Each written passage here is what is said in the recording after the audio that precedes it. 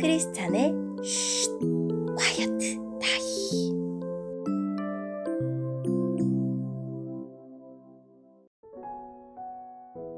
샬롬, 크리스찬 성도님들 반갑습니다.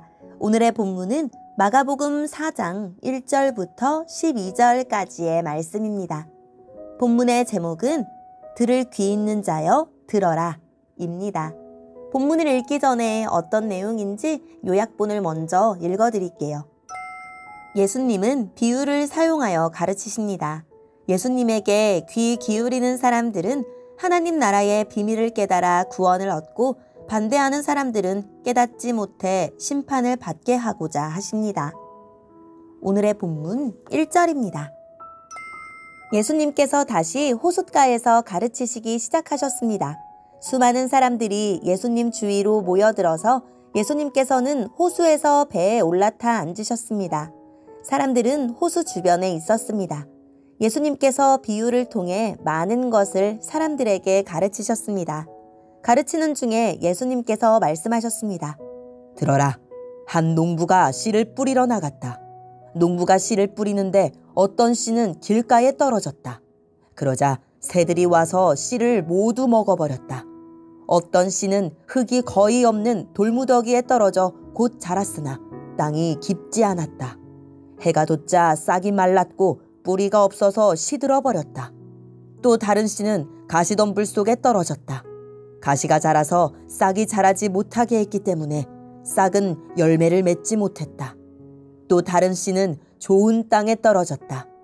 싹이 나고 자라서 열매를 맺어 어떤 것은 30배, 어떤 것은 60배, 어떤 것은 100배의 열매를 맺었다. 예수님께서 들을 귀 있는 자여 들어라 하고 말씀하셨습니다. 예수님께서 혼자 계실 때 12 제자들과 예수님 주변에 있는 사람들이 이 비유에 대해서 여쭈었습니다. 예수님께서 말씀하셨습니다. 너희에게는 하나님 나라의 비밀을 알 수 있게 하였지만 밖에 있는 사람들에게는 모든 것이 비유로 주어진다. 이는 그들이 보기는 보아도 알지 못하고 듣기는 들어도 깨닫지 못하게 하여 돌이켜 용서받지 못하게 하기 위함이다. 아멘. 오늘의 본문을 통해 이해할 수 있는 부분은 무엇일까요? 예수님은 배에 올라 앉으시고 바닷가에 모인 무리에게 여러 비유로 하나님 나라를 가르치십니다. 먼저 씨 뿌리는 사람 비유입니다. 농부가 뿌린 씨가 자라는 과정에서 이런저런 회방을 받아 많은 씨가 최종 결실에 이르지 못합니다. 결실에 실패한 씨앗은 복음을 받아들이는데 실패한 율법학자와 바리새파 사람들, 그리고 예수님을 따르는 무리를 가리킵니다. 많은 사람이 복음을 듣고도 결실하지 못하지만 그럼에도 좋은 땅에 뿌려진 씨는 30배, 60배, 100배의 결실을 합니다. 일반적으로 씨의 4배에서 5배를 수확했던 것에 비하면 놀라운 수확량입니다.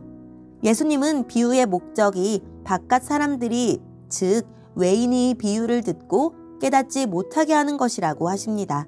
지금은 큰 무리가 예수님을 따르고 있지만 믿음과 희생과 순종을 요구받는 순간이 되면 가족과 외인이 명백히 구분될 것입니다. 오늘의 본문을 통해 알 수 있는 우리 예수님은 어떤 분일까요? 하나님 나라를 비유로 설명해 주십니다. 비유란 오늘날 우리가 사용하듯 더 쉽고 생생하게 설명하기 위한 표현법이 아닙니다. 예수님은 큰 무리와 함께한 사람을 구분하기 위해 외인과 너희를 분리하기 위해 비유, 즉 수수께끼를 사용하신 것입니다. 하나님 나라에 대해 듣기만 하고 그 나라를 위해 세상 나라를 포기하지 못할 이들에게는 단순한 호기심거리와 이야깃거리로만 맴돌 것입니다. 하나님 나라를 이 땅에 이미 시작된 현존으로 내디디며 인생을 걸고 따르는 제자들에게만 천국의 특권과 요구사항에 대해 가르쳐 주실 것입니다.